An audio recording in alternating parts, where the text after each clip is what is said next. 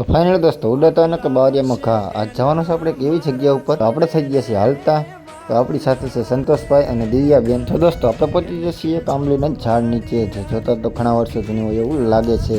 તો દોસ્તો આ વૃક્ષ ઘણા સમયનું છે એટલે ઘણી બધી જગ્યામાં ફેલાયું છે. લગભગ વીઘા એકની જગ્યામાં ફેલાયેલું છે. તો ફાઇનલ દોસ્તો આપણે પહોંચી ગયા છીએ. આ જો આવડું મોટું વૃક્ષ છે તેનું છે તમને બતાવું. તો આ છે મિત્રો આંબલીનું વૃક્ષ છે અને આપણે પહોંચી ગયા છીએ આંબલા લેવા. તો આ આંબલા કોને કોને ભાવે તો એને કોમેન્ટ કરી નાખજો અને આપણો આખો બ્લોગ આવી જશે આપણી આઈડીમાં.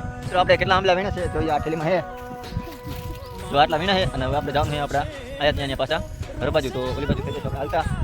તો દોસ્તો આપણે જેટલી જરૂર હતી એટલે આપણે આંબલા લીધા છે અને આપણે થઈ ગયા છીએ હાલતા. જો દીવીબેન આપણે મટક મટક જાય છે આગળ આપણે સંતોષભાઈ જાય છે. તો ફાઇનલી દોસ્તો ચાલતા ચાલતા આપણે ઘણા દૂર આવતા રહ્યા છીએ અને વચમાં એક નાનકડું જંગલ. જો વચમાં આફ્રિકાનું જંગલ છે નકરા બાવરા ઊભા છે.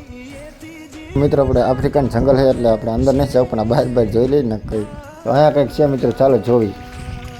હા મિત્રો સરસ મજાનો ટાંકો છે પાણી ભર્યું છે તો મોટર ચાલુ છે. અહીંથી આપણે વાડીનો નજારો જોઈશું. જો રાયડો કેવું સરસ મજાનું વાતાવરણ લાગે. પાછા આપણે થઈ ગયા હાલતા. એક મીંડલાવાળી છોકરી છે જો